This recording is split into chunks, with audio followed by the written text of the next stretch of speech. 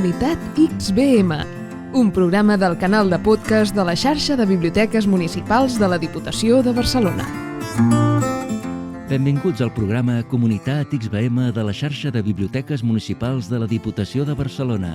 Des d'aquest canal podràs conèixer projectes que duen a terme els professionals de la nostra xarxa en un entorn col·laboratiu. Així mateix, avui les biblioteques públiques, com a equipaments culturals de referència, s'han de mostrar als seus visitants com àgores obertes d'accés a la rica pluralitat actual. En aquest sentit, el bibliotecari, com a mediador, ha d'estar atent per donar resposta als comportaments, necessitats i hàbits de consum cultural emergents en la complexa realitat que ens envolta. Comunitat XBM Podcast. En el capítol d'avui de Comunitat XBM sabrem en què consisteixen els laboratoris de ficció digital i, concretament, el projecte Ficció en Joc. I per parlar de tot plegat, donem la benvinguda al Lucas Ramada, doctor en didàctica literària, filòleg, investigador en literatura i ficció digital infantil i juvenil, director del Laboratori de Ficció Digital Infantil i Juvenil i del projecte Ficció en Joc. Hola Jordi, encantado de estar aquí. Encantat, jo també que estiguis. El Laboratori de Ficció Digital Infantil i Juvenil, que ha acabat esdevinguent l'actual projecte de Ficció en Joc, s'inscriu també en el marc de treball que ofereix el programa Comunitat la xarxa de biblioteques municipals. Abans de referir-nos pròpiament al projecte de Ficció en Joc, com va sorgir el Laboratori de Ficció Digital Infantil i Juvenil del que ets director i quin és el seu objectiu principal, Lucas? Bueno, va a surgir de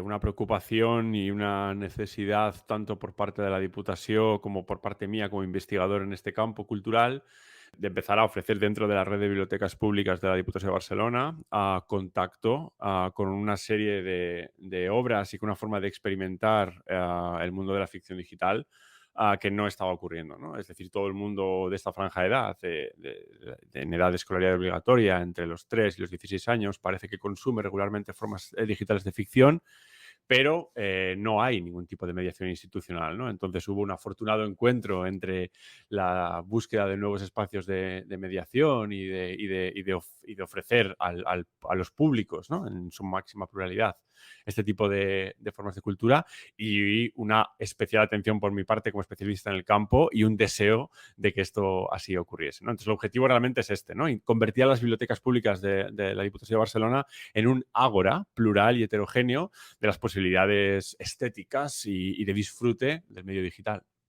I incorporar, com bé dius, la ficció digital a les biblioteques. Ens pots explicar de forma abreujada, Lucas, què engloba l'apassionant camp de la ficció digital i concretament l'àmbit de la ficció digital infantil i juvenil? Bueno, pues la ficción digital es un palabrejo así que nos hemos sacado un poquitín de una chistera que viene de la teoría, yo no me invento nada demasiado, pero que hace referencia a formas nativamente digitales. Es para diferenciar entre lo que sería la ficción digitalizada, pues que podrían ser aquellas obras que pueden ir y volver del papel a la pantalla, ¿no? Como los PDFs, etcétera. Entonces son obras que son nativamente digitales, que son pensadas en el medio digital y para el medio digital, ¿no? La gente normalmente piensa en videojuegos y hace referencia a videojuegos, pero también hace referencia a otras formas culturales como la literatura digital o el hipercómic, etcétera, ¿no? Y cuando pensamos en obras de este tipo infantiles y juveniles, pues simplemente hacemos referencia a que tienen en consideración lo específico de ese público, ¿no? La infancia y la adolescencia con sus limitaciones experienciales, vitales, intereses concretos y eso es lo que marca un poquitín esta palabra que se oye poco però que esperemos que se oiga cada vez más. Tot i que el videojoc no està prou representat com a pràctica cultural de valor a les institucions, entenc que el projecte Ficció en Joc neix en part per aprofitar tot el potencial i l'ús massiu del videojoc com a recurs de formació, veritat? Sí, no solamente de formación en el sentido más, ¿cómo decirlo?, curricular, sino en el sentido de formación.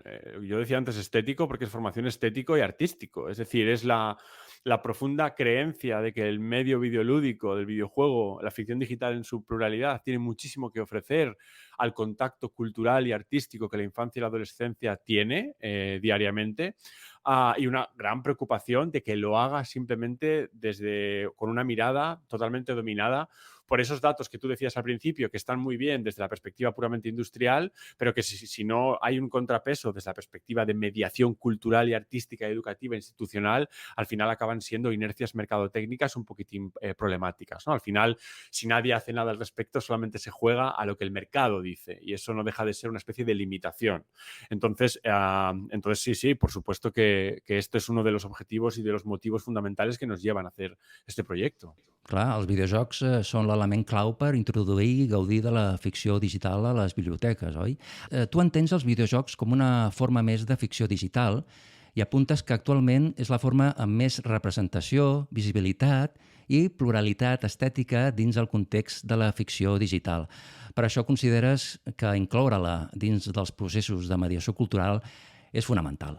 En aquest sentit, de quina manera el projecte Ficció en Joc està introduint la ficció digital encapçalada pels videojocs al gruix de materials que les biblioteques municipals posen a l'abast dels nois i les noies? Com és una sessió de ficció en joc? Yo vengo de la didáctica literaria, como decías antes, y creo firmemente que la conversación literaria, la socialización post-lectura, es una de las herramientas más potentes que existe para hacer mediación literaria, mediación cultural. Entonces, si me preguntas cómo lo estamos haciendo, es literalmente importando esta práctica de socialización en torno a las obras que está tan trabajada en el mundo de la literatura. Lo que pasa es que haciéndolo específicamente con los videojuegos, ¿no? Que como bien decías, realmente tienen unas capacidades de contarnos cosas y de expresar cosas que creo que todavía estamos como en una posición de entender con mayor profundidad de lo que lo estamos haciendo, ¿no? Entonces creo que utilizar viejas herramientas en nuevos terrenos es algo que siempre que suele funcionar muy bien. Entonces las sesiones básicamente son esos, ¿no? Lo que intentamos hacer con Fiction Joc es preparar al personal bibliotecario para que sepa manejar una conversación en torno a una obra textual, que en este caso no es estrictamente literaria, sino que es multimodal, interactiva, es decir, que es un videojuego, ¿no? Entonces, las bibliotecarias y bibliotecarios se preparan la obra, permiten que la infancia y la adolescencia, que los públicos básicamente vengan a la biblioteca a jugar, jueguen esa obra y durante y después de haber jugado, pues se mantienen conversaciones en torno a aspectos que sean relevantes de esa obra, ¿no? Bien sea pues la ilustración, la narrativa, si es que es un juego narrativo, bien sea la parte musical, cosas que nos evocan, cosas que nos han hecho sentir, cómo relacionamos esas obras con otras con las que hemos jugado, si se diferencian, si se parecen, etcétera. Entonces, ese es un poquitín el sistema que utilizamos. Consideres, Lucas, que l'aproximació diferent al joc i a l'acció de participar en el projecte que proporciona Ficció en Joc és el que atrau els infants i els joves i això afavoreix d'alguna manera que s'endinsin en obres que d'una altra forma molt possiblement no arribarien a conèixer? Creo que reunirnos en torno al fuego de la conversación, no sé si es algo que de primeras atrae, sé que es algo que te hace quedarte.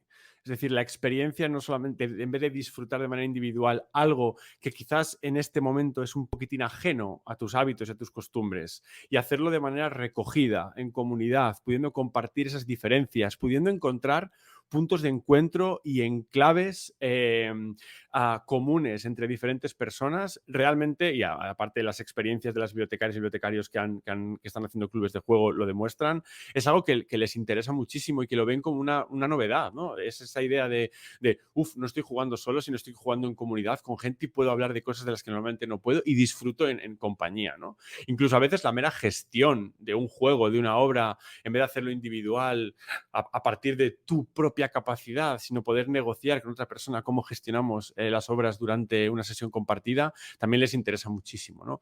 Puede ser sorprendente, pero si te paras a pensarlo 5 segundos no lo es tanto, ¿no? ¿Qué nos gusta más que una película? Hablar de ella. ¿Qué nos gusta más que un libro? Compartirlo con alguien. ¿Por qué no va a ser realmente así con los juegos, ¿no? Entonces, claro, totalmente de acuerdo en que esto es uno de los elementos fundamentales y pilares, el sistema que hemos construido a la hora de conversar en torno a las obras y compartir en grupo y en colectivo.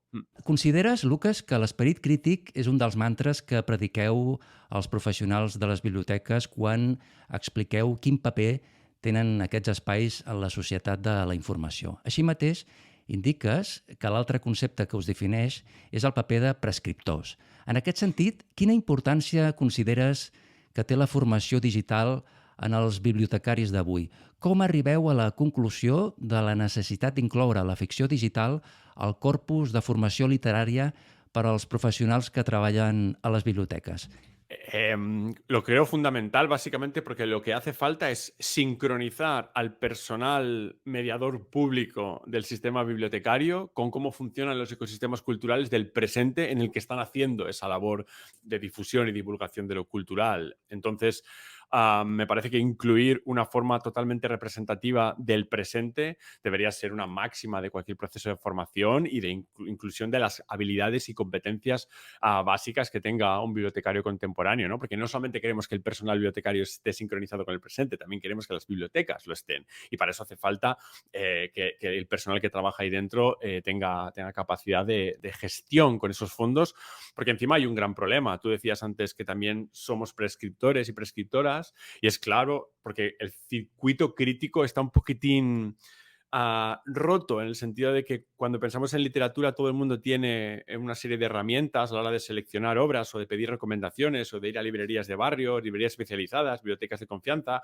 selecciones, recomendados, etcétera. Esa labor no existe en el mundo del juego y especialmente en el mundo del juego con que no sea ¿cómo decirlo? Hollywoodiense, de blockbuster, ¿no? De mainstream, generalista, por así decirlo. Entonces necesitamos agentes públicos que nos ayuden a encontrar esas obras. Por lo tanto, necesitamos bibliotecarios y bibliotecarias dentro de un sistema más complejo que sería la globalidad institucional, ¿eh? Pero el rol del bibliotecario o la bibliotecaria que te tiende la mano para ofrecerte algo que a lo mejor te puede gustar es fundamental dentro del nuevo circuito cultural que supone la entrada del videojuego a pràcticamente tots els hogares de l'Estat.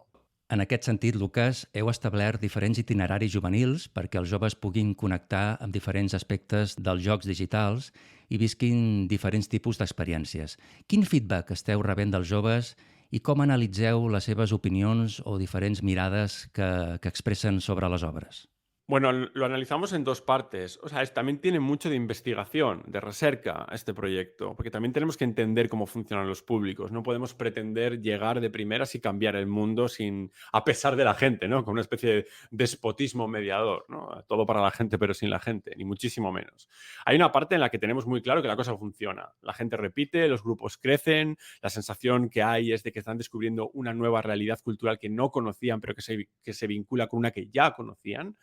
Pero hay toda una parte de trabajo muy profundo que las bibliotecarias y bibliotecarios conmigo estamos haciendo, que es de analizar cuáles son las dificultades que nos estamos encontrando, ¿no? Para saber exactamente cómo diseñar dispositivos de acercamiento a los públicos que palien y ayuden y suavicen esas dificultades, ¿no? Esa idea de que no tienen paladar estético, por ejemplo. Entonces, todo lo que sea un poquitín raro lo sienten feo, lo sienten ajeno. ¿Cómo se palia eso? Pues siguiendo, ofreciendo y poniendo en contacto esas obras diferentes con otras que a lo mejor las tengan más cercanas, ¿no? Les cuesta mucho, por ejemplo, jugar a juegos que no tengan objetivos, porque juegan siempre a juegos en los que les dicen lo que tienen que hacer, a quién tienen que ganar, a quién tienen que destruir, etcétera. Estos juegos a veces no son así. Entonces, poder conversar con ellos, hacer una especie de cama blanda de conversación en la que entiendan que hay otro tipo de juegos, ayuda, ¿no? Entonces, toda esta parte más de investigación, de comprensión, de escucha atenta, de pregunta a los públicos de cómo se han sentido, es clave. Y en el documento este que publicábamos en la web de la Diputació, donde hay mucha información sobre el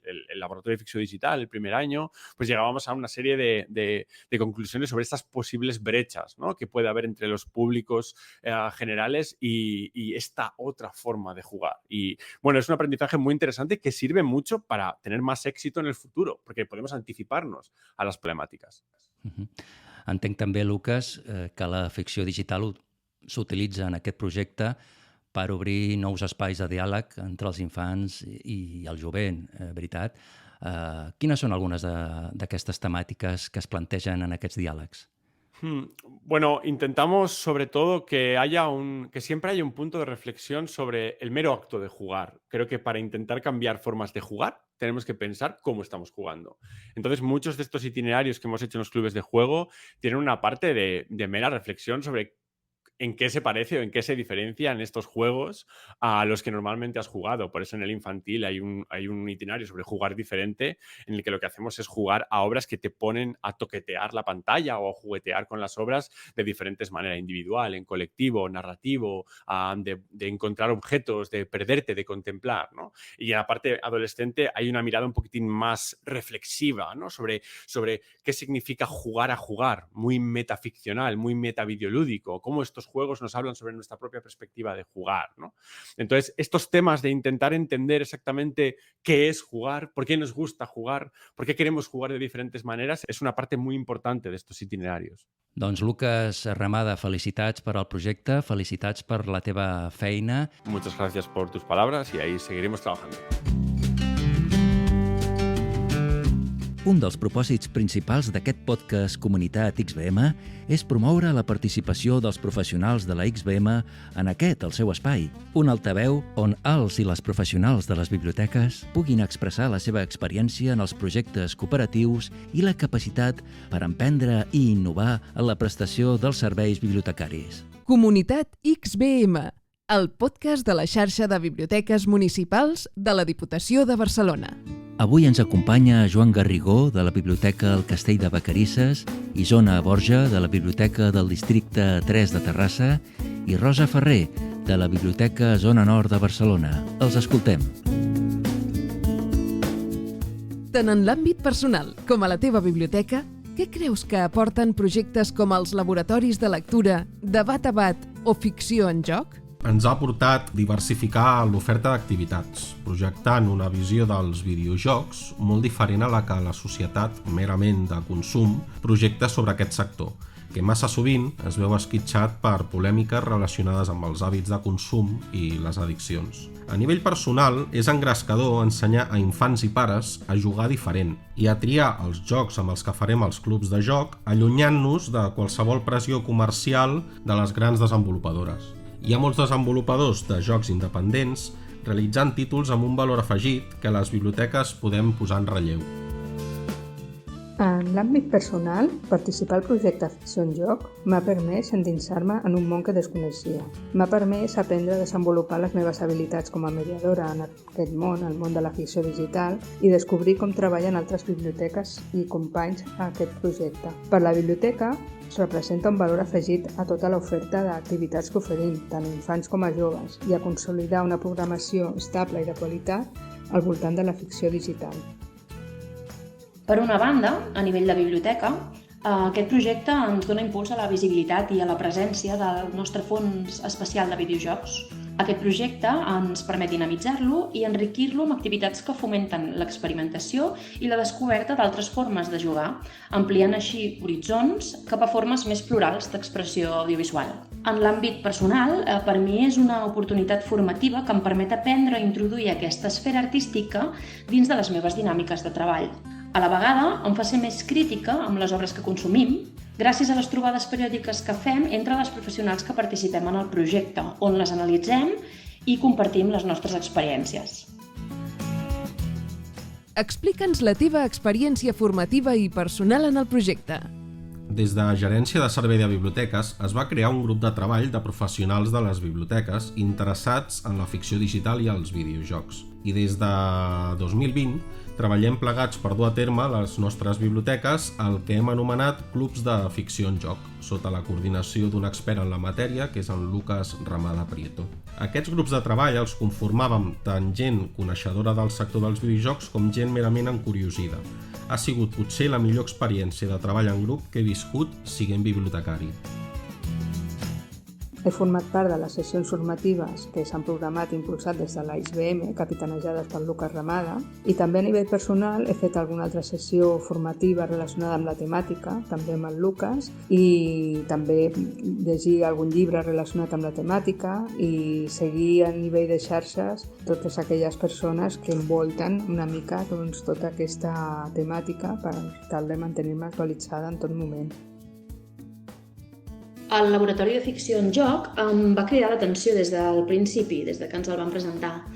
L'aposta de la Diputació de Barcelona de treballar amb un tipus de producte cultural com és el videojoc tan estigmatitzat i alhora allunyat de la concepció més conservadora de biblioteca, demostra innovació i evolució dins l'àmbit bibliotecari. És molt bonic perquè inclús algunes de les obres que hem treballat al laboratori, al projecte, jo ja les havia jugat de petita i em porta molts bons records. Tant de bo llavors hagués tingut la possibilitat de poder participar a les activitats de ficció digital de les biblioteques. Formar part del projecte em permet seguir desenvolupant el meu pensament crític a l'hora de plantar-me davant d'una obra i m'habilita com a prescriptora i mediadora cultural en aquest àmbit. Creus que les línies d'experimentació, formació i pràctica d'aquests projectes plantejades ajuden a entendre el que es vol transmetre des de les biblioteques públiques? Jo porto prop de 15 anys sent bibliotecari i he pensat sempre sovint en la manera d'encabir els videojocs a les biblioteques més enllà de limitar-se a comprar títols per Xbox, PlayStation o Switch. I el fet de donar-li forma de club de videojoc, amb el catàleg de títols indis amb els que estem treballant, crec que ha sigut una grata sorpresa tant pels bibliotecaris com pels nostres usuaris. La línia d'experimentació, formació i pràctica que té aquest projecte sembla que és molt adequat de cara a transmetre el que es vol des de les biblioteques públiques. Sembla que oferir aquesta visió de treball en xarxa de totes les biblioteques, consolidar la formació i la pràctica del personal bibliotecari, l'objectiu de millorar i adequar els serveis i activitats que s'ofereixen als usuaris i a les seves necessitats, em sembla que és primordial. Les línies que planteja el projecte de ficció digital jo les considero fonamentals per transmetre a la ciutadania aquesta necessitat de promoure noves mirades i un major interès en la diversitat de gèneres i formats dins d'aquest sector. La universalització de l'accés al món del videojoc és força evident i cal que les institucions donem resposta als comportaments, a les necessitats i als hàbits de consum cultural emergents en la societat actual. Per fer-ho, és important tenir present que les biblioteques i els professionals hem d'estar a l'altura, tant a nivell formatiu com sobretot a nivell tecnològic. Ara es parla molt dels aprenentatges informals i de com són importants les inèrcies comunitàries i de reflexió col·lectiva. Com ha estat la teva experiència de formar part d'un grup de treball? Abans que el projecte de ficció en joc comencés, personalment tenia certa sensació d'aïllament. Però crear un grup de treball amb gent amb interessos similars als teus ha obert un meló que no sabia que existia. I estic segur que no parlo només per mi si dic que s'ha renovat la il·lusió de treballar en allò que t'agrada, picant pedra plegats per assolir noves fites com són donar cabuda als videojocs com el sector cultural que és. Participar del grup de treball ha suposat una millora qualitativa de l'oferta d'activitats que oferim al públic infantil i juvenil. M'ha suposat aprendre dels companys a l'hora de dissenyar les sessions en funció de les experiències prèvies i de comentar cadascú els seus dubtes, com havien anat les seves experiències, tot això. El fet de treballar de forma col·lectiva, compartint reflexions i experiències entre nosaltres, ens permeten construir un sistema de mediació literària al voltant de la ficció digital.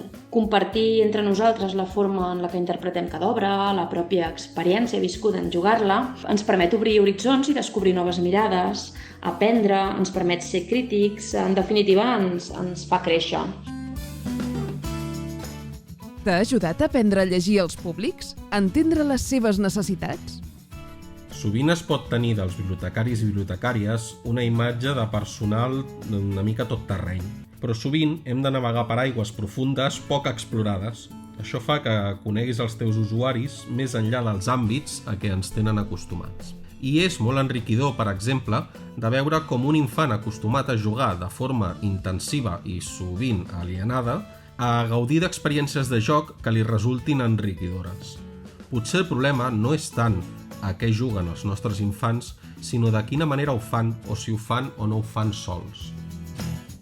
Del diàleg i experiències compartides amb els companys ha permès ajudar a aprendre a llegir els públics, entendre quines són les seves necessitats per tal d'adequar-nos en tot moment i oferir el millor servei possible.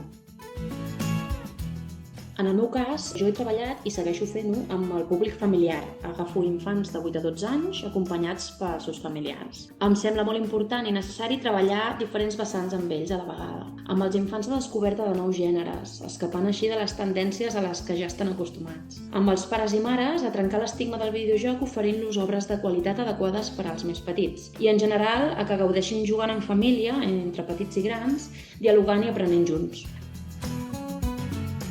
Recomanaries formar part d'aquests projectes? L'ombra de l'arquetip de bibliotecari erudit és molt llarga, però ja fa temps que les biblioteques han deixat de ser mers magatzems de llibres ordenats.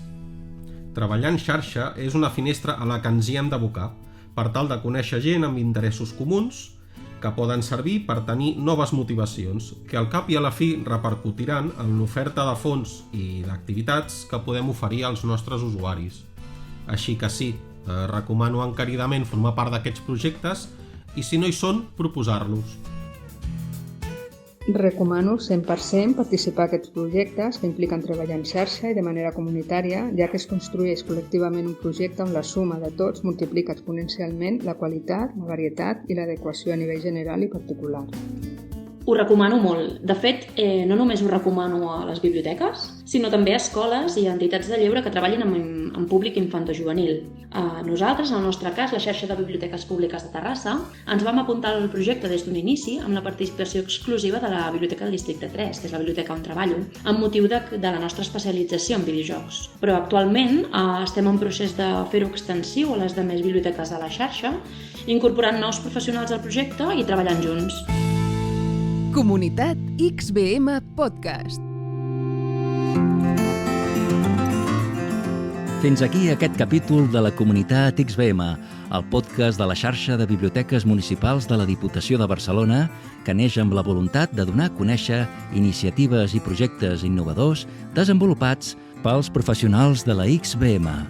Us convidem a subscriure-us al nostre perfil a iBooks i a Spotify per poder estar al corrent de tots els nous capítols. També ens podeu proposar temes a tractar escrivint-nos a gsb.comunitatxbm@diva.cat. Moltes gràcies a tots i a totes per acompanyar-nos. Comunitat XBM. Un programa del canal de podcast de la xarxa de biblioteques municipals de la Diputació de Barcelona.